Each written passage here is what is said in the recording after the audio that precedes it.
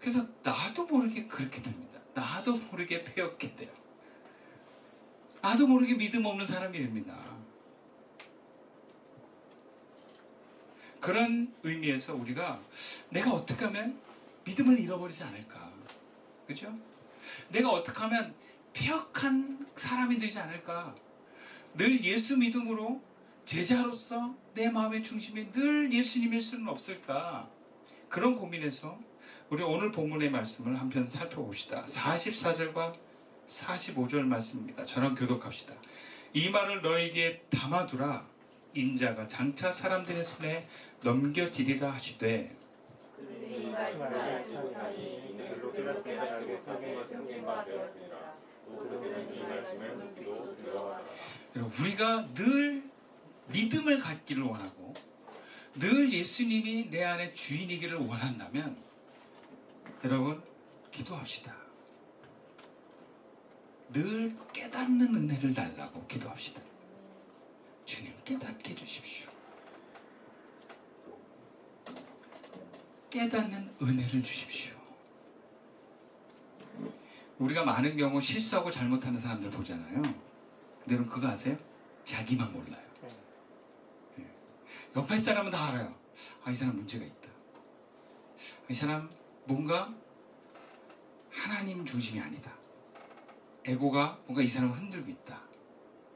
그래서 잘못 선택할 가능성이 많다라고 하는 그 뭔가 위험한 경고등을 주변 사람들은 아는데 본인만 몰라요.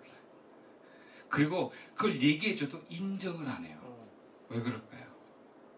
깨닫지 못해서 그래요. 내가 잘못이라는 것이 받아들이지 않고 내가 지금 잘못 가고 있다는 것을 인정을 못하는 건 그 하나님의 은혜가 내려서 그 깨달아지는 것이 없기 때문에 그렇습니다.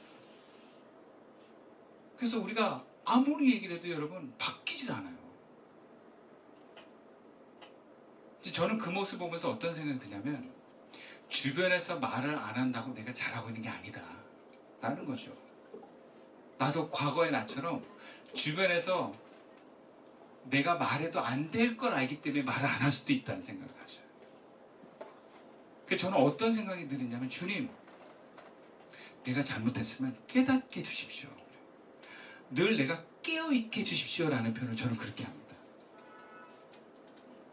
우리가 하나님 안에서 깨어있다는 건 내가 지금 중심이 주님이 아니라는 걸 깨달아야 되는데 저 그런 은혜를 주셔야만 가능하거든요. 여러분 깨어있는 것도 은혜가 필요해요.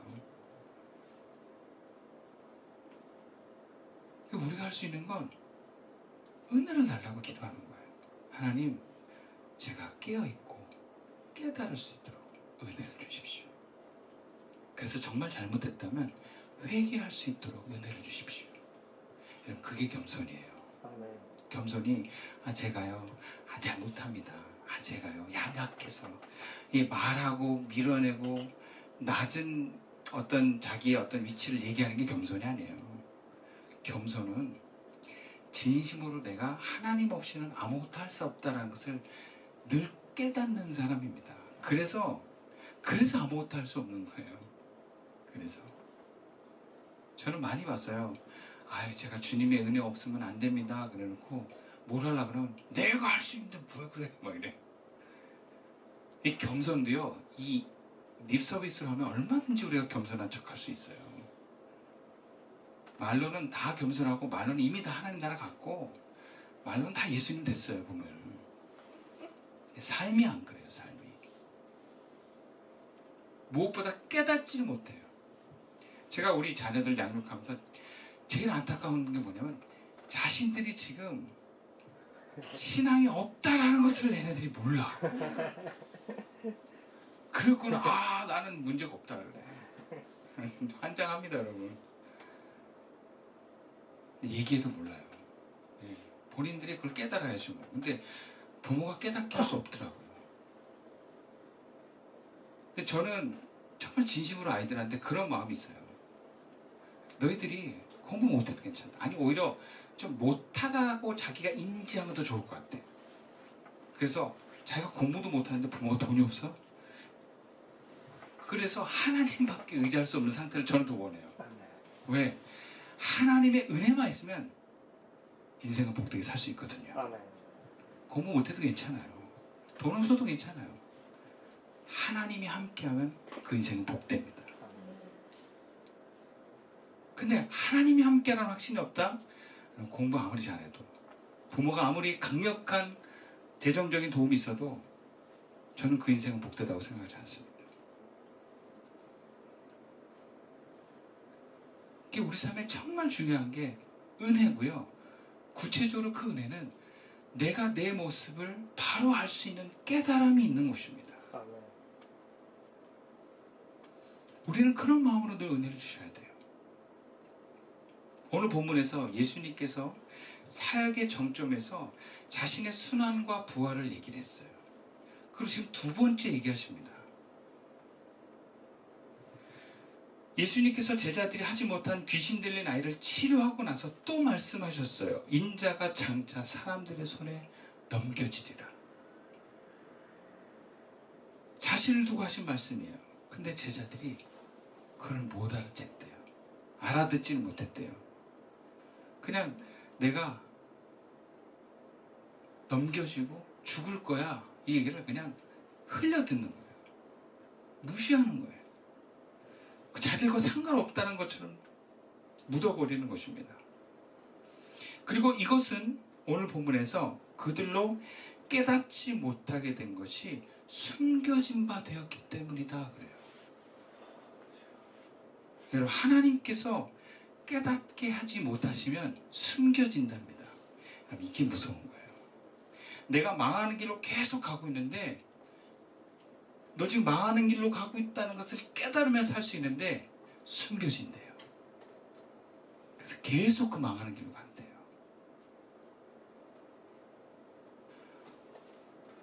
애굽왕 바로가 이스라엘 백성들을 내보내야 되는데 계속 완악하게 안 내보내는 거예요. 성경은 뭐라 그러냐면 하나님께서 바로를 완악하게 하셨다 그래요. 그래서 바로가 어떤 결과를 맞이합니까? 자기 아들을 포함한 그 땅의 장자들이 다 죽는 경험을 합니다. 회개도 은혜가 없으면 할 수 없습니다. 모세 시대부터 오늘날까지 하나님께서 은혜를 주지 않으면 모든 사람은 망하는 길로 갑니다. 어떤 위치라고, 내가 과거에 예수를 믿었다고 그 인생이 보장되지 않습니다. 그럼 정말 철없는 얘기가 뭔지 아세요? 우리 엄마가 권사예요. 우리 아버지가 장로예요. 우리 아버지가 목사예요.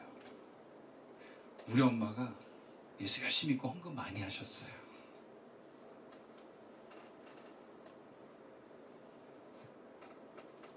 나를 봐야 돼요.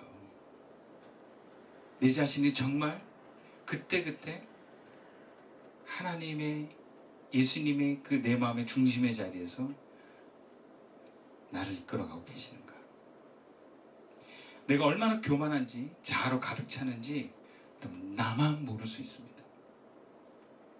그리고 심지어 알려고 하지도 않습니다. 하나님이 은혜를 부어주시지 않으면 우리는 그렇게 됩니다. 그래서 우리에게 필요한 것은 은혜를 구하는 가난한 마음입니다. 하나님, 은혜 없이는 살 수 없습니다. 은혜를 부어주십시오. 정말 겸손하게 기도할 수밖에 없어요.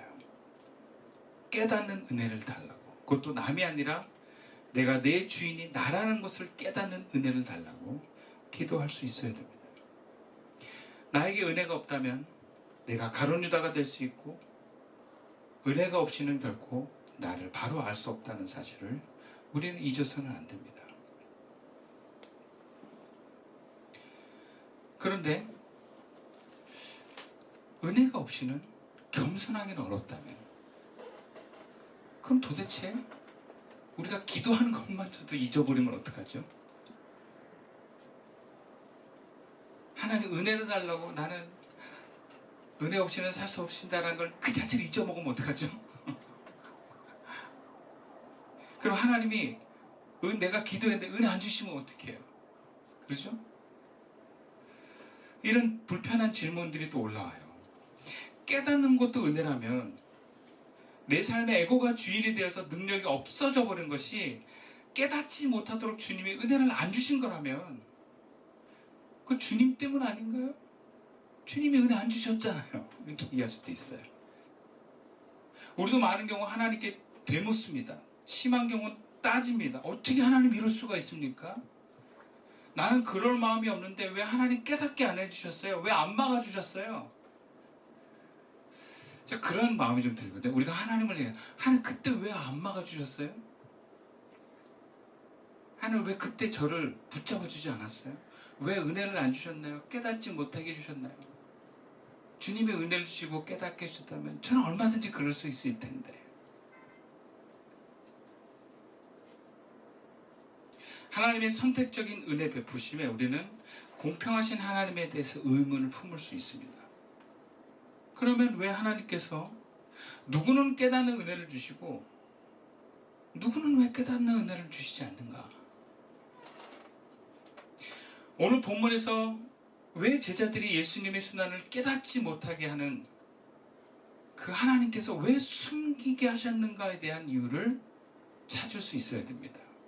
오늘 보면 45절 말씀인데요. 다시 한번 읽어봅시다. 시작.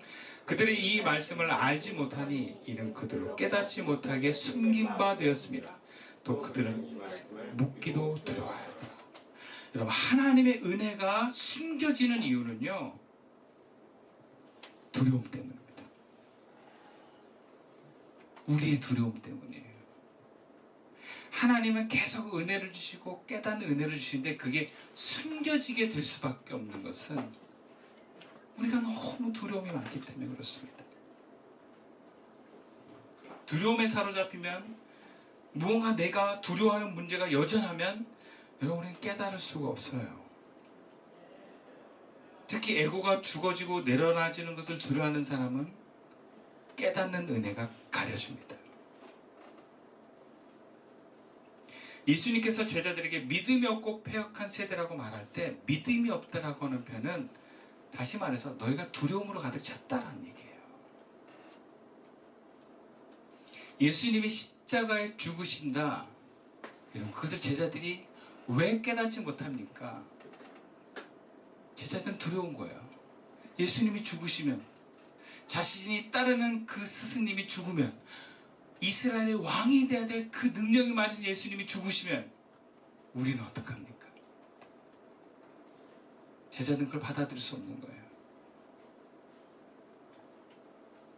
제자들끼리도 다투면서까지 예수님이 왕 되면 내가 영의정할 거야, 내가 좌의정할 거야, 그런 열망으로 가득 찬 제자들이 예수님이 죽은 것에 대해서 받아들일 수 있겠습니까?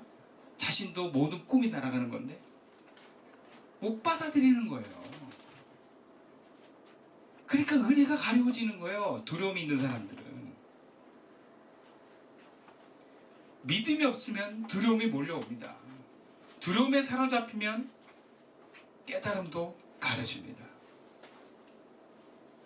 사람마다 자기 존재가 사라지는 것에 대한 두려움이 있습니다. 구체적으로 몸이 약해지는 것이 두려워하는 사람이 있고요. 사람들이 비난하는 것을 두려워하는 사람들이 있고요. 돈이 없어진 것을 두려워하는 사람들이 있습니다. 혹은 자녀들이 사고가 나거나 문제가 될까봐 두려움이 가득한 사람들이 있어요. 그리고 어떤 사람은요, 재미없는 인생 될까봐 두려워하는 사람도 있어요. 내 에고는 그렇게 두렵지 않으려고 하는데, 여러분, 에고는요, 두렵지 않으려고 합니다. 그래서 주인 노릇하는 거예요. 그러니까 내 안에 에고가 사라지면 주님이 가득하고요. 주님이 가득할수록 우리의 마음과 정신은 예수님의 말씀과 능력과 사랑으로 충만해집니다.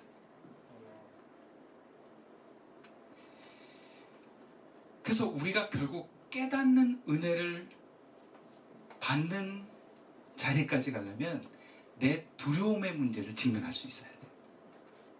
내가 뭘 두려워하느냐. 여러분, 그걸 아셔야 돼요.